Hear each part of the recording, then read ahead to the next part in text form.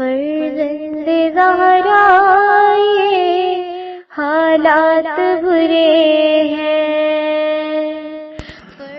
کاشانۂ بصیرت ایک ایسا مکمل یوٹیوب چینل جس پر محروم بصارت کے لیے بالخصوص اور تمام افراد کے لیے بالعموم سینکڑوں کی تعداد میں اسلامی کتب دستیاب ہیں.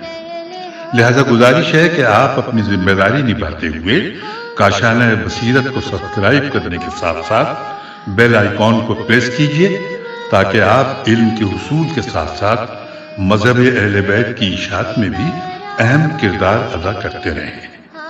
کاشانۂ بصیرت. فرزند زہرا یہ حالات برے ہیں. بسم اللہ الرحمن الرحیم. السلام علیکم سامعین. کاشانۂ بصیرت کا یوٹیوب چینل اور میں ہوں سیمی زوار. ہم مل کر پڑھ رہے ہیں کتاب اسلامی علوم کا تعارف. عنوان ہے علم الکلام. اس کتاب کے مؤلف ہیں آیت اللہ شہید استاد مرتضیٰ مطہری رحمۃ اللہ، اور ہم ریڈنگ کے پارٹ نمبر 4 میں اس وقت آپ سے مخاطب ہیں، اور ہم مل کر پڑھنے جا رہے ہیں جو پچھلی ریکارڈنگ میں ہم نے جہاں سے آپ سے ریڈنگ کرتے کرتے آپ سے اجازت چاہی تھی، ہم وہیں سے آگے چلیں گے. اور ہم سبق نمبر 6 جس کا عنوان تھا اشاعرہ، الف شین الف عین رے ہے، اشاعرہ یا اشاعرہ، اور اس عنوان کے تحت اس سبق کو پڑھتے ہوئے ہم آدھا پڑھ چکے تھے اس کے ابھی کم از کم 3 صفحات اس کے باقی تھے، اور پھر اگلا. تو ہم نے اس لیے اجازت چاہی کیونکہ ہمیں لگ رہا تھا کہ بہت زیادہ ٹائم لگے گا اگر ہم نے اس کو اسی نشست میں مکمل کیا. اور اب میں کہہ سکتی ہوں، حالانکہ میں نے پچھلے پارٹ میں بھی کہا تھا کہ سیکنڈ لاسٹ ہے، لیکن وہ ہو نہیں سکا. اب میں کہہ سکتی ہوں یقین سے کہ انشاءاللہ یہ سیکنڈ لاسٹ ریڈنگ کا پارٹ ہے، اور ہم یہاں پر جہاں سے چھوڑا تھا وہاں سے پچھلی تھوڑی سی لائنیں پڑھ کے پھر آگے کی طرف چلتے ہیں. لکھا ہے کہ حقیقت تو یہ ہے کہ جیسے جیسے زمانہ گزرتا گیا اشاعرہ اپنے پیشوا ابوالحسن اشعری سے دور ہوتے گئے اور ان کے نظریات کو اعتزال یا فلسفے سے نزدیک کرتے گئے ہیں. اب ہم یہاں ابوالحسن اشعری جنہوں نے اہل سنت کے اصول کا دفاع کیا ہے یا کسی نوعیت سے اہل سنت کے عقیدے کی توجیہ و تعویل کی ہے، ان کے نظریات کی ایک فہرست پیش کر رہے ہیں. یہاں تک کہا تھا، اور میں نے کہا تھا کہ فہرست جو ہے وہ ہم انشاءاللہ اگلی ریکارڈنگ میں اگلی نشست میں مل کے ساتھ پڑھیں گے. آئیے پڑھتے ہیں. فہرست جو ہے وہ کہاں تک گئی ہے؟ الف سے لے کر گئی ہے، یہ میں بتاؤں کافی آگے تک چلی گئی ہے جی. یہ تو کاف گاف لام میم سواد تک گئی ہے، تقریباً 2 صفحات پر ہے یہ. چلیے ہم پڑھنا شروع کرتے ہیں. الف، فلاسفہ اور معتزلہ کے نظریے کے برخلاف ذات اور صفات میں وحدت نہیں ہے. ب، تمام حوادث میں ارادہ اور قضاء و قدر الہی کو عمومیت حاصل ہے. بریکٹ میں ہے کہ یہ نظریہ بھی معتزلہ کے خلاف ہے لیکن فلاسفے کی رائے کے موافق ہے. Bracket close. جیم، خیر کی طرح شر بھی خدا ہی کی جانب سے ہے. بریکٹ البتہ اشعری کے خیال میں یہ نظریہ مذکورہ بالا نظریے کا لازمہ ہے. Bracket close. جیم ہو گیا. دال، انسان مختار نہیں ہے، اس کے تمام اعمال و افعال خدا کی مخلوق ہیں. بریکٹ اشعری کے عقیدے کے مطابق یہ نظریہ بھی ارادے کی عمومیت کے متعلق نظریے کا لازمہ ہے. Bracket close. ہے، افعال کا حسن و قباح قاف بے ہے، حسن و قباح ذاتی نہیں ہے بلکہ شرعی ہے. شین رے عین چھوٹی ہے. اسی طرح سے عدل بھی شرعی ہے نہ کہ عقلی. بریکٹ میں لکھا ہے معتزلہ کے نظریے کے برخلاف. اب ہے کے بعد آ گیا دال. دال میں لکھا ہے خدا پر لطف اور اصلاح. یہ بتاتی ہوں کہ لطف جو ہے یہ بھی انورٹڈ کاما میں ہے، اور یہ اصلاح ہوگا میرے خیال ہے. اصلاح، الف صاد لام ہے اصلاح، یہ بھی انورٹڈ کاما میں ہے. کی رعایت واجب نہیں. اور بریکٹ میں لکھا ہے معتزلہ کے نظریے کے خلاف. Bracket close. جیم چھ واو. دال کے بعد زے آ گیا. زے میں لکھا ہے فعل پر انسان کی قدرت فعل کے ہمراہ ہے، اس سے پہلے نہیں. یہاں پر یہ بات مکمل ہوئی کہ فعل پر انسان کی قدرت فعل کے ہمراہ ہے، اس سے پہلے نہیں ہے. اور یہاں پر بریکٹ میں لکھا ہے کہ فلاسفہ اور معتزلہ کے نظریے کے برعکس، بریکٹ کلوز ہو گیا. اب اس کے بعد آ گیا ہے جیم چہے والا ہے کہ لکھا ہے کہ تنزیہ مطلق یعنی خدا اور غیر خدا کے درمیان کسی قسم کی مشابہت و مماثلت نہیں پائی جاتی. بریکٹ میں ہے معتزلہ کے نظریے کے برخلاف، بریکٹ کلوز. پھر اگلا آ گیا توئے پہ لکھا ہے کہ انسان اپنے افعال و اعمال کا خالق نہیں ہے بلکہ وہ انہیں صرف کسب کرتا ہے. بریکٹ میں ہے کہ خلق اعمال سے متعلق اہل سنت کے نظریے کی توجیہ، بریکٹ کلوز. چھوٹی یہ ہے کہ خدا قیامت کے دن ہی آنکھوں سے نظر آئے گا. بریکٹ میں لکھا ہے فلاسفہ اور معتزلہ کے نظریے کے برعکس، بریکٹ کلوز. کاف فاسق مومن ہے. بریکٹ پہ لکھا ہے خوارج و معتزلہ کے نظریے کے برخلاف، خوارج کا دعویٰ تھا کہ فاسق کافر ہے، جبکہ معتزلہ منزلت بین المنزلتین کے قائل تھے. بریکٹ کلوز ہو گیا. لام اگر خدا کسی بندے کو توبہ کے بغیر بخش دے تو اس میں کوئی مذائقہ نہیں، اسی طرح وہ بے گناہ مومن بندے پر عذاب بھی نازل کر سکتا ہے. بریکٹ میں آ گیا معتزلہ کے نظریے کے برخلاف. اب آ گیا اگلا میم میں ہے شفاعت میں کوئی حرج نہیں، اور بریکٹ میں لکھا ہے معتزلہ کے نظریے کے برخلاف. پھر آ گیا نون میں ہے کذب بیانی اور وعدہ خلافی خدا کے لیے جائز نہیں ہے. سین عالم حادث زمانی ہے. بریکٹ میں لکھا ہے فلاسفہ کے نظریے کے برخلاف. عین کلام خدا قدیم ہے لیکن یہ کلام نفسی ہے نہ کہ کلام لفظی. بریکٹ میں ہے اہل سنت کے نظریے کی توجیہ. خدا کے افعال کی کوئی غرض و غایت نہیں ہے. بریکٹ میں ہے کہ فلاسفہ اور معتزلہ کے نظریے کے برخلاف، اور یہاں بریکٹ کلوز ہو گیا. اگلا آ گیا سواد، اور یہ آخری ہے کہ تکلیف مالا یطاق یا مل ایتاق میں کوئی مذائقہ نہیں. بریکٹ میں لکھا ہے فلاسفہ و معتزلہ کے نظریے کے برخلاف. بریکٹ کلوز ہو گیا. اگلے پیراگراف میں ہے کہ ابوالحسن اشعری کے تالیفات بہت زیادہ ہیں، کہتے ہیں کہ انہوں نے 200 سے زائد کتابیں تحریر کی ہیں. پھر بریکٹ میں لکھا ہے ورڈ تذکروں میں تقریباً 100 کتابوں کا نام ملتا ہے، لیکن بظاہر ان کے اکثر کتابیں ضائع ہو چکی ہیں. ان کی مشہور ترین کتاب مقالات اسلامیین میم یہ نون ہے کہ جو چھپ چکی ہے لیکن کافی حد تک غیر منظم ہے. اس کی الما الف لام لام میم عین نامی ایک اور کتاب بھی چھپی ہے. ہو سکتا ہے کہ کچھ دوسری کتابیں بھی زیور طبع سے آراستہ ہوئی ہوں. ابوالحسن اشعری ان لوگوں میں شمار ہوتے ہیں کہ جن کے افکار نے اسلامی دنیا پر بڑا گہرا اثر چھوڑا ہے، اور یہ باعث افسوس ہے. البتہ بعد میں ان کے افکار و نظریات پر معتزلیوں اور فلسفیوں نے بڑے پیمانے پر اعتراضات کیے ہیں. ابو علی سینا نے اپنی کتاب شفا میں ابوالحسن اشعری کا نام لیے بغیر ان کے بہت سے عقائد و نظریات کو بیان کیا اور انہیں رد کیا ہے. یہاں تک کہ قاضی ابو بکر باقلانی اور امام الحرمین جوینی جیسے اشعریوں نے بھی خلق الاعمال، یہ بریکٹ میں انورٹڈ کاما میں خلق اعمال سے متعلق اشعری کے جبری نظریے پر نظر ثانی کی ہے. آگے چلتے ہیں. لکھا ہے کہ امام محمد غزالی اگرچہ اشعری مذہب ہیں اور انہوں نے کافی حد تک اشاعری کے اصول کو استحکام عطا کیا ہے، لیکن موصوف نے اشعری اصولوں کے لیے کچھ نئی بنیادیں بھی فراہم کی ہیں. غزالی نے کلام کو عرفان و تصوف سے نزدیک کر دیا ہے. مثنوی کے خالق مولانا محمد رومی بھی اشعری ہیں، لیکن ان کے گہرے عرفان نے ہر چیز کو ایک نئے رنگ میں رنگ دیا ہے. فخر الدین رازی جو فلسفیوں کے افکار سے آشنا تھے، انہوں نے بھی اشعری کلام میں کچھ تبدیلیاں پیدا کر کے اسے قوت و توانائی بخشی ہے. اشعری مکتب کی کامیابی اسلامی دنیا کو بہت مہنگی پڑی. یہ کامیابی فکر و نظر کی حریت و آزادی پر جمود و تحجر تے ہے جیم رے کی کامیابی تھی. اگرچہ اعتزال الف عین تے زے الف لام اعتزال و عشریت الف شین عین رے یہ تے اشریت کی جنگ سنی دنیا سے تعلق رکھتی تھی، تاہم اشریت کی جمود پسندی کے بعض آثار سے شیعہ دنیا بھی محفوظ نہیں رہ سکی۔ اس کامیابی کے اپنے کچھ مخصوص سیاسی و سماجی اسباب و علل ہیں۔ بعض سیاسی حوادث نے بھی اس کامیابی میں اہم کردار ادا کیا ہے، جیسا کہ ہم پہلے بھی اشارہ کر چکے ہیں کہ مامون نے جو خود بھی دانشور و روشن خیال شخص تھا، اس نے معتزلہ کی حمایت کا بیڑا اٹھایا تھا۔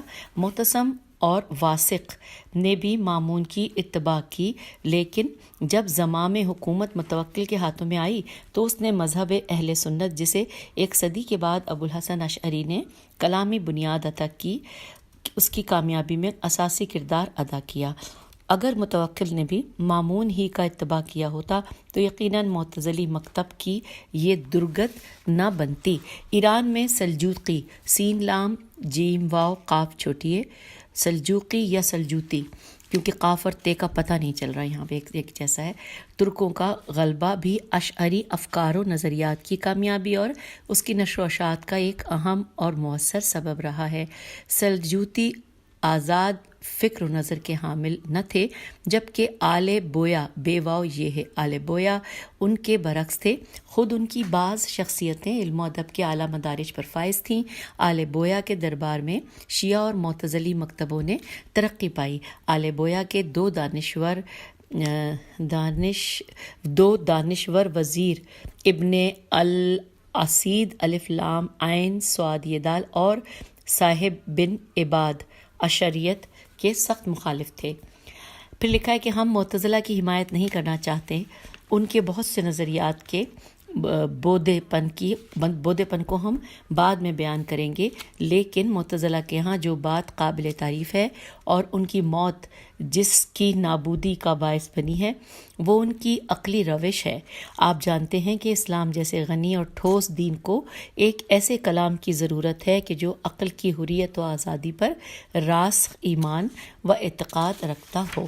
سامعین، یہاں پہ پیج 51 پہ یہ چیپٹر سبق 6 مکمل ہوا، اور اب ہم سبق نمبر 7 پڑھنے جا رہے ہیں۔ یہاں پہ لکھا ہے شیعہ، اور شیعہ ہیڈنگ ہے اس میں، اور بریکٹ میں اس کا نمبر 1 لکھا ہے۔ معتزلی اور اشعری کلام کی وضاحت کے بعد اب ہم شیعی کلام کا بطور اختصار جائزہ لیتے ہیں۔ کلام، جس سے مراد اسلام کے اعتقادی اصول کے بارے میں عقلی و منطقی استدلال ہے، مذہب شیعہ میں ایک مخصوص و ممتاز حیثیت کا مالک ہے۔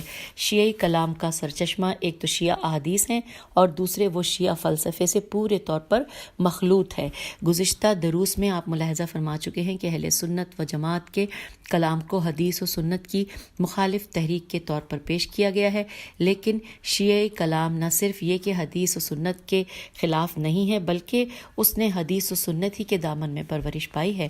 حدیثی نقطہ نظر سے اس امتیاز کا راز یہ ہے کہ اہل تسنن تے سین نون نون اہل تسنن کی احادیث کے برخلاف شیعہ حدیثوں میں کچھ ایسی حدیثیں بھی موجود ہیں جن میں سماجیات یا ماورائے طبیعت کے عمیق مسائل کا منطقی نقطہ نظر سے جائزہ لیا گیا ہے، جبکہ اہل تسنن کی احادیث میں اس قسم کے موضوعات کے متعلق تجزیہ و تحلیل نظر نہیں آتی۔ مثلا اگر ان کی حدیثوں میں قضاء و قدر، خداوند عالم کے وسیع و عام ارادے، باری تعالیٰ کے اسماء و صفات، روح اور انسان، موت کے بعد کی دنیا، حساب و کتاب، صراط و میزان، امامت و خلافت اور اسی طرح کے دیگر موضوعات کا ذکر ہوا ہے تو ان کے بارے میں کسی قسم کی وضاحت نہیں کی گئی ہے، نہ دلیل و استدلال سے ہی کام لیا گیا ہے۔ لیکن شیعہ احادیث میں ان تمام مسائل کا عمیق جائزہ لیا گیا ہے اور ان کے بارے میں استدلال بھی کیا گیا ہے۔ صحاح ستہ کی حدیثوں کے ابواب اور کلینی کی کافی کی حدیثوں کے ابواب کے درمیان ایک مختصر سا موازنہ ہی بات کو پورے طور پر واضح کر دے گا۔ چنانچہ خود شیعہ حدیثوں میں بھی تکلم یعنی عقلی فکر و نظر اور ذہنی تجزیہ و تحلیل کا عمل انجام پایا ہے۔ اسی لیے شیعہ اہل تسنن کی طرح اہل حدیث اور اہل کلام نامی دو فرقوں میں تقسیم ہوئے، جیسا کہ ہم نے گزشتہ دروس میں اہل تسنن کے مصادر کی روشنی میں یہ عرض کیا تھا کہ وہ پہلا مسئلہ جو مسلمانوں کے درمیان اعتقادی اصول کے عنوان سے موضوع بحث بنا فاسق کے کفر، یہ انورٹڈ کاما میں یہ ورڈ ہے کہ فاسق کے کفر کا مسئلہ تھا، جسے خوارج نے پہلی صدی کے نصف اول میں اٹھایا تھا۔ اس کے بعد اختیار و آزادی کا مسئلہ اٹھا، جسے موبد جہنمی میم عین بے دال اور جیم ہے نون میم چھوٹی ہے، اور غیلان و مشقی غین یہ لام الف نون و غیلان دمشقی دال میم شین قاف چھوٹی ہے نے پیش کیا اور اس کا دفاع کیا۔ یہ نظریہ اس نظریے کے خلاف تھا جسے اموی حکمران پروان چڑھا رہے تھے۔ اس کے بعد دوسری صدی کے نصف اول میں ذات و صفات کی وحدت کا مسئلہ جہم بن صفوان نے اٹھایا، اور پھر واصل بن عطا اور عمرو بن عبید نے معتزلی مکتب کے پہلے مؤسسین کی حیثیت سے آزادی و اختیار کے مسئلے کو معبد اور غیلان، یہ دونوں ورڈ انورٹڈ کاما میں میم عین بے دال اور غین یہ لام الف نون سے ذات و صفات کی وحدت کے مسئلے کو جہم بن صفوان سے لیا، اور فاسق کے کفر و ایمان کے سلسلے میں منزلت بین المنزلتین کے نظریے کو خود ایجاد کیا اور کچھ دوسرے مسائل میں بحث و گفتگو میں مشغول ہو گئے۔ اس طرح اسلامی کلام کی بنیاد رکھی گئی۔ مشرق و مغربی اسلام شناسوں اور مستشرقین کی نگاہ میں اسلامی دینی اور عقلی بحثوں کے وجود میں آنے کی یہی توجیہ و تفسیر ہے۔ یہ لوگ عمدن یا سہون ان عمیق عقلی استدلالی بحثوں کو نظر انداز کر دیتے ہیں جنہیں پہلی مرتبہ امیر المومنین علی علیہ السلام نے پیش فرمایا ہے۔ حقیقت تو یہ ہے کہ اسلامی معارف و تعلیمات میں عمیق عقلی بحثیں پہلی مرتبہ حضرت علی علیہ السلام کے خطبوں، دعاؤں اور گفتگوؤں میں نظر آئی ہیں۔ یہ حضرت علی علیہ السلام کی ذات تھی جس نے پہلی مرتبہ خدا مند تعالیٰ کی ذات و صفات، حدوث و قدم، بساطت و ترکیب اور وحدت و کثرت وغیرہ کے سلسلے میں انتہائی عمیق بحثیں پیش کی ہیں، جو آج بھی نہج البلاغہ اور شیعوں کی دوسری مستند حدیثوں میں موجود ہیں۔ ان بحثوں میں جو رنگ اور جو روح پائی جاتی ہے وہ معتزلہ اور اشاعرہ کی کلامی روش حتیٰ کہ ان بعض شیعہ علماء کے کلام سے بھی بالکل مختلف ہے جو اپنے زمانے کے کلام سے متاثر تھے۔ ہم نے اپنی کتاب سیری در نہج البلاغہ اور اصول فلسفہ و روش ریالسم کی 5ویں جلد کے مقدمے میں اس مسئلے پر روشنی ڈالی ہے۔ سنی مورخوں کو یہ اعتراف ہے کہ شیعی عقل قدیم الایام سے فلسفی عقل رہی ہے، یعنی شیعی طرز فکر شروع ہی سے استدلالی و تعقلی طرز فکر رہا ہے۔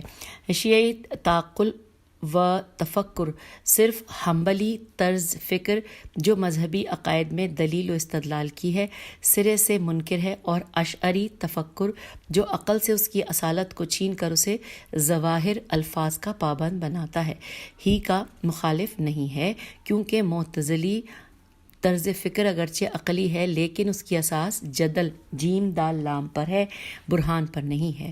ہم کلیات فلسفے سے مربوط دروس میں حکمت مشائی و حکمت اشراقی اور حکمت ذوقی و حکمت جدلی بریکٹ میں لکھا ہے معتزلی و اشعری کا فرق بیان کر چکے ہیں۔ یہی وجہ ہے کہ تقریباً سبھی اسلامی فلسفہ اسلامی فلسفے کی حفاظت صرف شیعوں نے کی ہے، اور شیعوں نے یہ جذبہ اپنے پیشواؤں خاص طور سے اپنے پہلے امام امیر المومنین حضرت علی علیہ السلام سے حاصل کیا ہے۔ شیعہ فلسفیوں نے فلسفے کو کلام کی شکل میں ڈھالے بغیر اور اس کی برہانی حکمت کی شکل بگاڑ کر جدلی جیم دال لام چھوٹی جدلی حکمت کی صورت عطا کیے بغیر وحی قرآن اور دینی رہنماؤں کے فیوزات و ارشادات کے سہارے اسلامی اصول و عقائد کی بنیادوں کو مستحکم بنایا ہے۔ لہٰذا اب اگر ہم شیعہ متکلمین کی فہرست پیش کرنا چاہیں اور ہمارا مقصد ان تمام افراد کو ذکر کرنا ہو جو شیعہ اسلامی عقائد کے سلسلے میں عقلی طرز فکر رکھتے تھے تو پھر ہمیں راویان حدیث کی ایک جماعت اور فلسفیوں کے ایک گروہ کو بھی متکلمین کی فہرست میں شامل کرنا پڑے گا، کیونکہ جیسا کہ ہم عرض کر چکے ہیں شیعہ حدیث اور شیعہ فلسفہ دونوں نے علم الکلام کے فریضے کو خود علم الکلام سے بھی بہتر طور پر انجام دیا ہے۔ لیکن اگر متکلمین سے ہماری مراد صرف وہ جماعت ہو جو معتزلی و اشعری متکلموں سے متاثر ہو کر جدلی حکمت سے آراستہ تھی تو پھر ہمیں صرف ایک مخصوص گروہ ہی کو مد نظر رکھنا ہوگا، لیکن ہمارے سامنے کوئی ایسی دلیل نہیں ہے جس کی بنیاد پر ہم صرف مخصوص گروہ ہی کو مرکز توجہ قرار دیں۔ عقائد کے بارے میں ائمہ علیہم السلام کے ارشادات سے قطع نظر جو ان بزرگوں نے خطبے روایت اور دعا کی شکل میں بیان فرمائے ہیں، شیعہ مؤلفوں میں وہ پہلے شخص جس نے عقائد کے بارے میں کتاب تالیف کی ہے علی بن اسماعیل بن میثم تمار ہیں۔ میثم تمار خود بھی خطیب و سخنور تھے اور امیر المومنین علیہ السلام کے محرم اسرار مانے جاتے تھے۔ علی بن اسماعیل اسی جلیل القدر شخص کے پوتے ہیں۔ موصوف دوسری صدی کے نصف اول کے مشہور و معروف متکلمون اور معتزلی کلام کے اولین مؤسسوں عمرو بن عبید اور ابو لہذیل علاف عین لام الف کے ہم اثر ہیں۔ امام جعفر صادق علیہ السلام کے اصحاب میں کچھ افراد ہیں جنہیں خود امام صادق علیہ السلام نے متکلم کے لقب سے یاد فرمایا ہے، جیسے حشام بن الحکم، حشام بن سالم، حمران بن عین الف عین یہ نون، ابو جعفر احول جو مومن طاق کے نام تو الف قاف طاق کے نام سے مشہور ہیں، اور قیس بن ماسر وغیرہ میم الف سوادرے وغیرہ۔ کتاب کافی میں ایک واقعہ نقل ہوا ہے کہ ان لوگوں نے امام صادق علیہ السلام کے حضور میں ایک مخالف سے مناظرہ کیا اور یہ مناظرہ امام علیہ السلام کی خوشی و مسرت کا باعث بنا۔ یہ لوگ بھی دوسری صدی ہجری کے نصف اول سے تعلق رکھتے ہیں اور انہوں نے امام صادق علیہ السلام کی درسگاہ میں پرورش پائی تھی۔ یہ خود اس بات کی دلیل ہے کہ ائمہ علیہ السلام نہ صرف یہ کہ خود کلامی مسائل کا تجزیہ و تحلیل کرتے اور اس کے بارے میں بحث و گفتگو فرماتے تھے، بلکہ اپنے حلقہ درس میں کچھ لوگوں کو اعتقادی بحثوں کے لیے تربیت بھی دیتے تھے۔ حشام بن حکم کا سارا جوہر و کمال علم کلام ہی میں تھا، فقہ یا حدیث و تفسیر میں اتنی دسترس نہ رکھتے تھے۔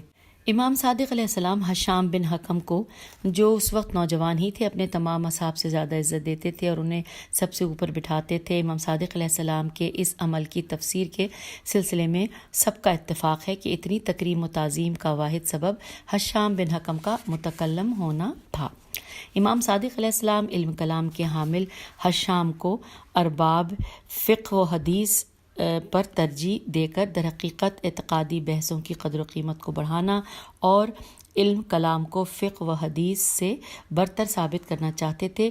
ظاہری بات ہے کہ ائمہ اطہار علیہ السلام کے اس قسم کے اعمال نے علم کلام کی ترویج اور شیعی عقل و فکر شروع ہی سے فلسفی و کلامی بنانے میں بہت اہم کردار ادا کیا ہے۔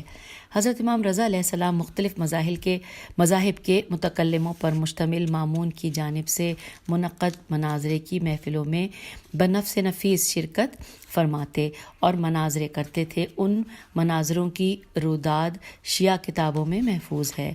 مغربی و مشرقی اسلام شناس اور مستشرقین جس طرح امیر المومنین علی علیہ السلام کے کارناموں کو چھپاتے رہے ہیں، اسی طرح دینی و اعتقادی مسائل سے متعلق عقلی بحثوں کے احیاء کے سلسلے میں ائمہ اطہار علیہ السلام کے ان تمام کارناموں کو بھی نظر انداز کرتے آئے ہیں، اور یہ بڑی تعجب خیز بات ہے۔ فضل ابن شازان نیشاپوری جو امام رضا علیہ السلام، امام محمد تقی علیہ السلام، امام علی نقی علیہ السلام کے اصحاب میں شمار ہوتے ہیں اور ان کی قبر نیشاپور میں ہے، فقیہ و محدث ہونے کے ساتھ ساتھ متکلم بھی تھے۔ انہیں بہت سی کتابوں کا مصنف بتایا جاتا ہے۔ نو بختی خاندان جن کی تعداد بھی اچھی خاصی ہے، وہ عام طور سے متکلم تھے۔ فضل بن ابی سہیل بن نوبخت سے جو ہارون کے زمانے میں بیت الحکمت نامی مشہور و معروف کتب خانے میں تھے، اور فارسی سے عربی کے مشہور مترجموں میں شمار ہوتے تھے۔ نیز اسحاق بن ابی سہیل بن نوبخت اور ان کے بیٹے اسماعیل بن اسحاق بن ابی سہیل بن نوبخت اور ان کے دوسرے بیٹے علی بن اسحاق اور ان کے پوتے ابو سہل اسماعیل بن علی بن اسحاق بن ابی سہل بن بخت، جنہیں شیعوں کے شیخ المتکلمین کا لقب دیا گیا ہے، اور اسماعیل بن علی کے بھانجے حسن بن موسیٰ نوبختی نیز اس خاندان کے کچھ دوسرے افراد تک یہ سب کے سب شیعہ متکلمین شمار ہوتے ہیں۔ پھر لکھا ہے کہ ابن قبازاری قاف بے ہے اور قبرازی رے الف زے چھوٹی ہے۔